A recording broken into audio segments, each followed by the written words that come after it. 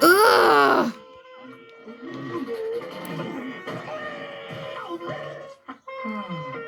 Ugh!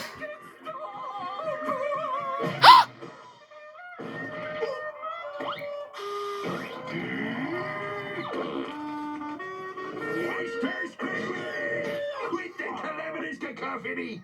You're driving me customers batty!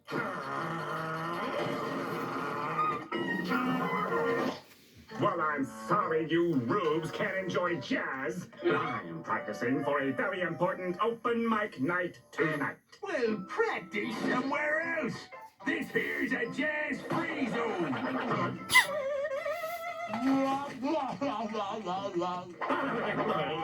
Fine. I'll take my music to the people then.